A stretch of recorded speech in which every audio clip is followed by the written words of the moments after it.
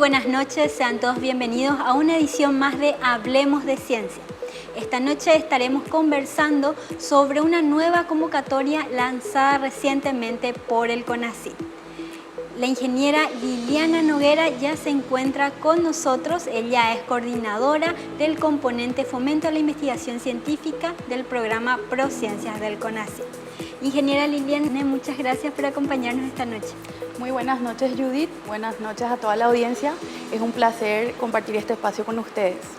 ¿Nos puede explicar en qué consiste esta convocatoria lanzada recientemente por el CONACYT? Sí.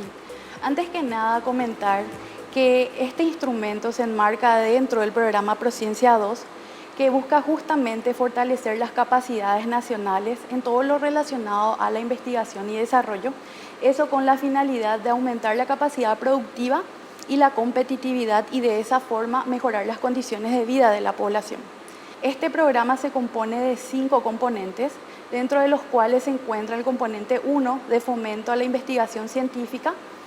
Esta convocatoria consiste en el lanzamiento del instrumento de eventos científicos y tecnológicos que busca promover la validación y difusión de los conocimientos científicos, crear sinergias entre las instituciones generadoras de conocimiento para fortalecer las líneas de investigación y también transferir los resultados de las investigaciones tanto al sector público y privado.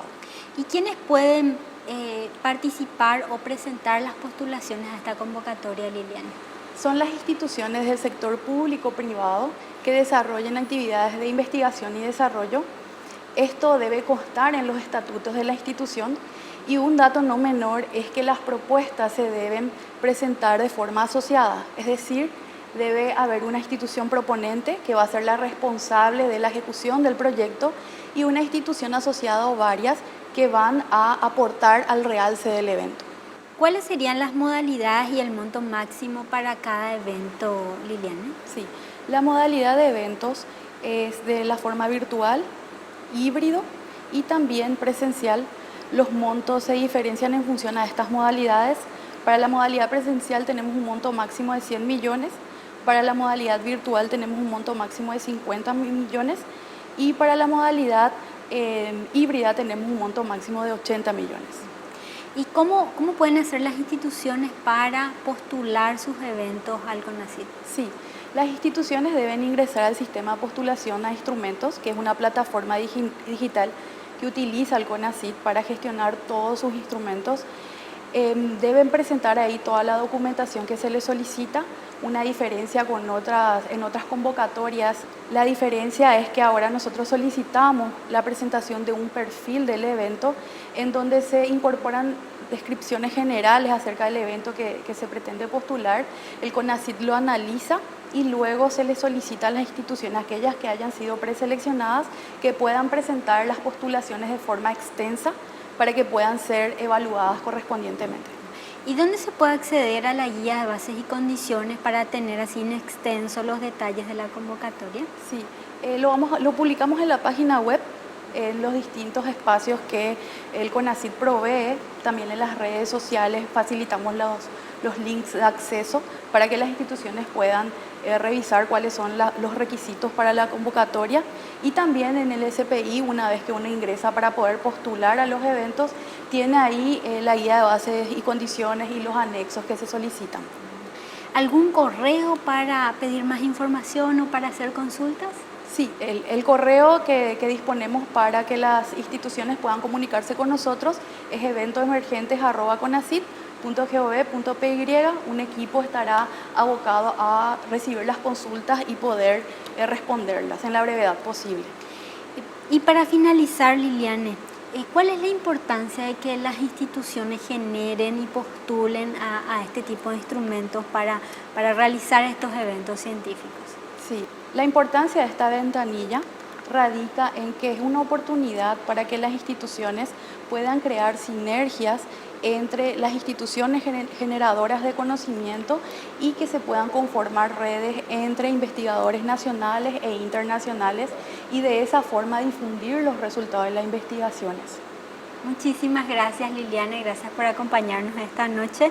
También les recordamos que Todas las guías de bases y condiciones y todos los detalles de esta convocatoria están tanto en la web de CONACYT como también en las redes sociales del CONACYT, @CONACYT Paraguay.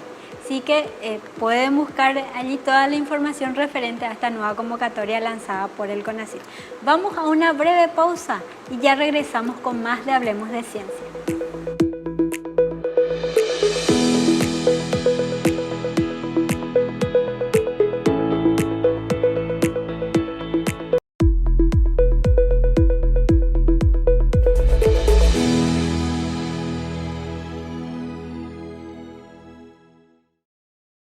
Estamos de vuelta con el segundo bloque de Hablemos de Ciencia. En este momento ya nos acompaña la doctora Sara Villalba. Ella nos va a comentar sobre un proyecto muy interesante que se denomina Rescate de la Arquitectura Vernácula Guaraní para el diseño de propuestas de habitabilidad y vivienda sustentable. Este proyecto fue ejecutado por la Institución de Enfoque Territorial. Buenas noches, doctora Sara, ¿cómo está? Gracias por acompañarnos. Muy buenas noches, un placer estar contigo en este programa y felicitaciones también por la iniciativa de divulgar la ciencia en sus diferentes facetas en Paraguay. Muchas gracias en serio, doctora Sara. ¿Y nos puede comentar básicamente en qué consistió este proyecto que desarrollaron? Sí, el proyecto comienza, digamos, visitando comunidades indígenas. La organización Enfoque Territorial estuvo desde un principio relevando a través de sus integrantes algunas de las necesidades de vivienda que se dan en varias comunidades indígenas en todo el país, ¿verdad? Y lo que se buscaba es con este proyecto identificar qué características tienen las viviendas de los pueblos indígenas guaraníes y ver cómo se podía divulgar eso, ver cuáles eran los principales problemas que tenían los pueblos indígenas para la construcción de sus viviendas y ver cómo se podía, a través de políticas públicas, buscar soluciones a esos problemas de habitabilidad. Entonces, el proyecto es multidisciplinario. Trabajamos investigadores de diferentes disciplinas, de antropología, de arquitectura, hay también de lo que tiene que ver con la ecología política. Y voy a leer porque son varios nombres, ¿verdad? Estuvieron. Sí, sería el equipo de trabajo. El equipo de trabajo, que son los colegas Graciela Ocaris, Cristóbal Ortiz, Emilio Caballero, Violeta Prieto, Magdalena Rivarola y Camilo Caballero, que un equipo, digamos, consolidado de la organización Enfoque Territorial. Lo que buscamos entonces era que se conozca cómo son las viviendas guaraníes, cómo se fueron construyendo, qué problemas le están afectando y cómo se pueden ofrecer propuestas desde el proyecto para que se elaboren y se ejecuten políticas públicas habitacionales. Entiendo. ¿Y a qué resultados llegaron?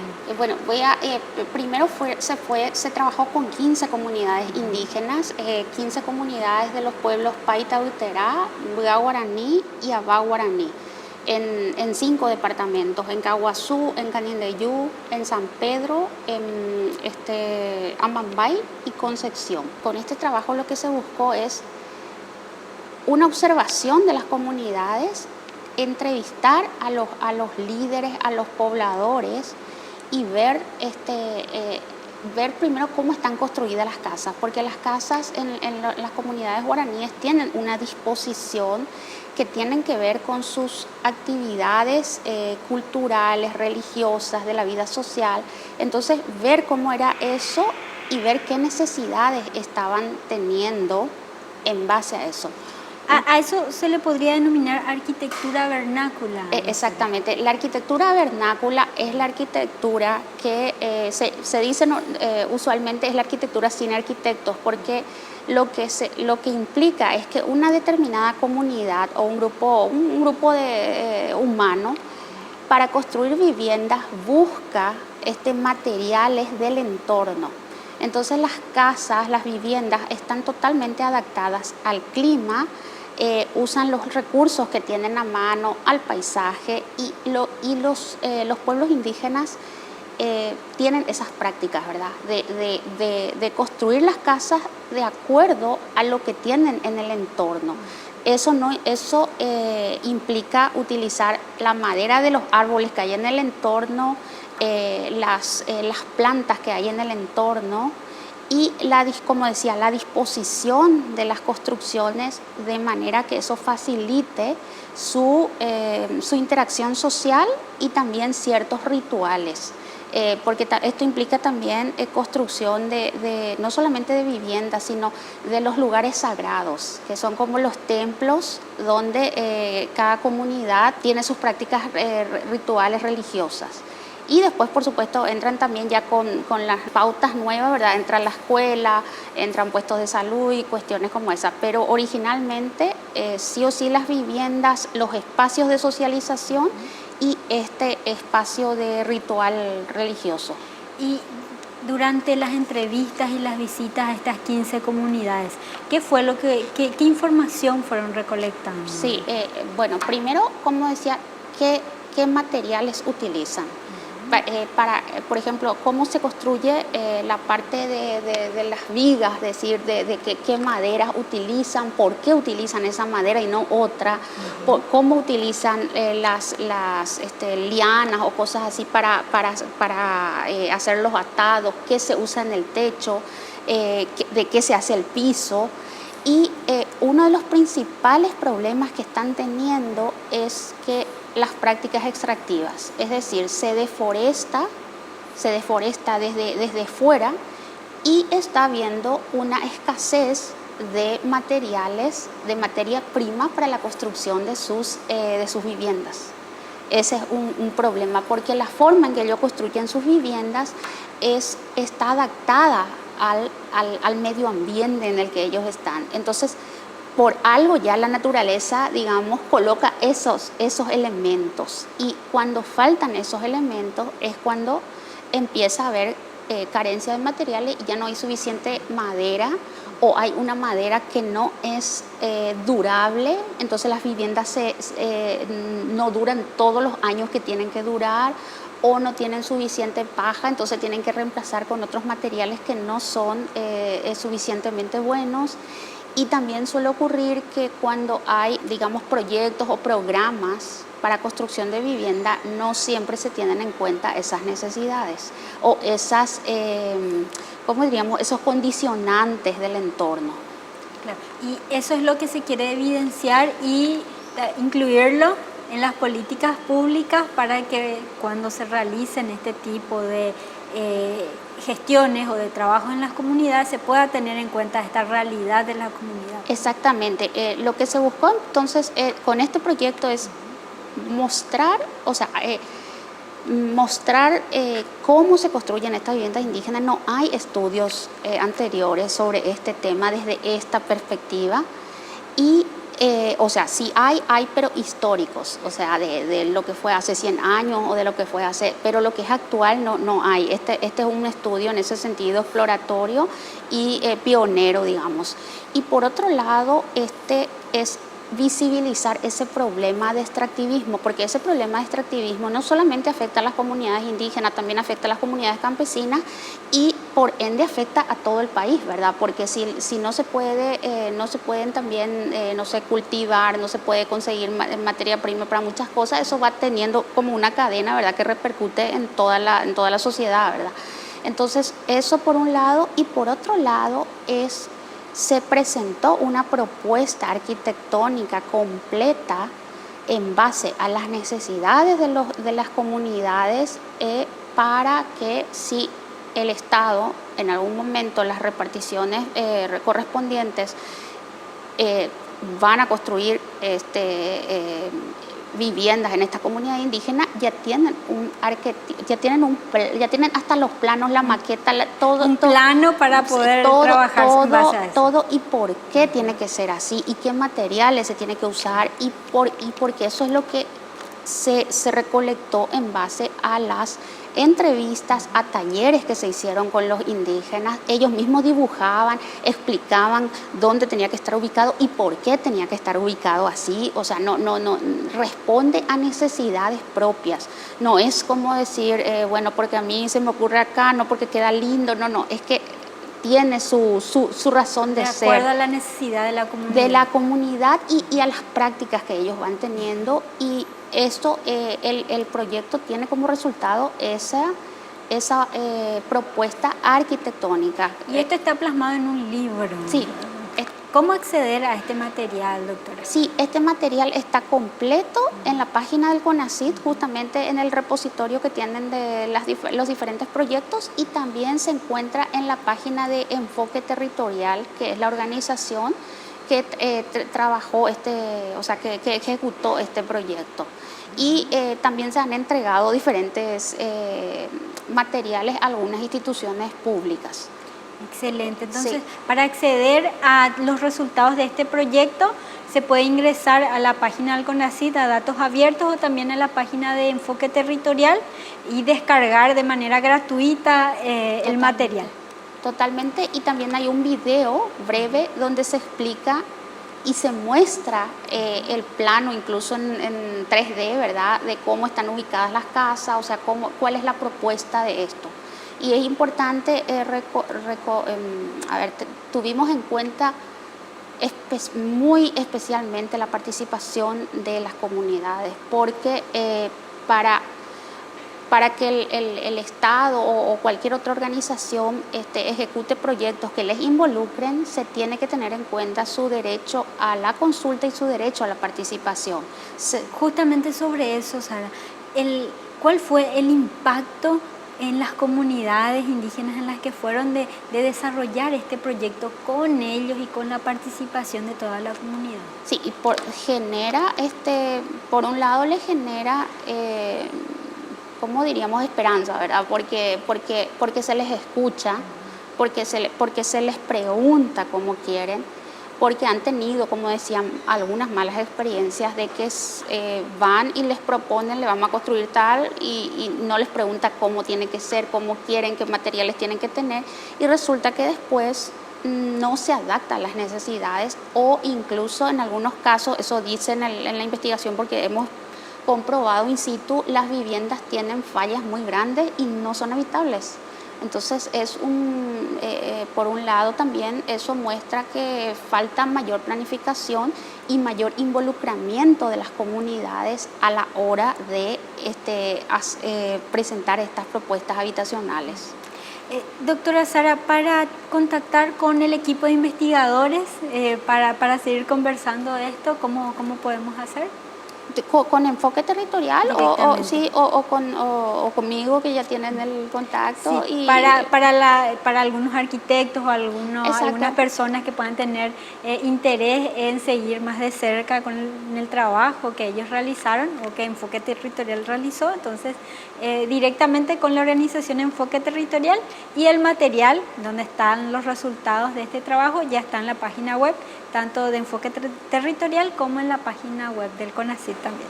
¿Algo que quiera agregar, doctora Sara?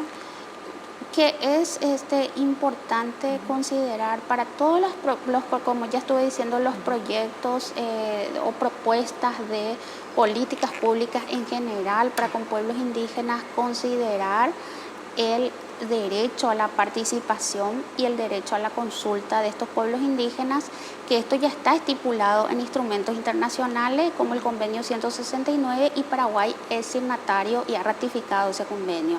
Entonces, y también la Constitución Nacional habla de ese derecho a la participación, y porque también es más efectivo. O sea, si ya los interesados dicen cómo necesitan, cómo tiene que ser, qué hay en el entorno que se puede aprovechar, eso ayuda a que cualquier política, o sea, en este caso las políticas habitacionales, sean más efectivas. Perfecto, muchísimas gracias por acompañarnos, doctora. Gracias por venir a contarnos estos resultados tan importantes para nuestro país, para toda la ciudadanía realmente. Muchísimas gracias por el espacio y por el interés, justamente por este tipo de propuestas y mucho éxito con el programa. Que sigan adelante. Muchas gracias, doctora Sara. Con esto finalizamos otra edición más de Hablemos de Ciencia. Nos vemos el próximo lunes a las 21 horas por Paraguay TV.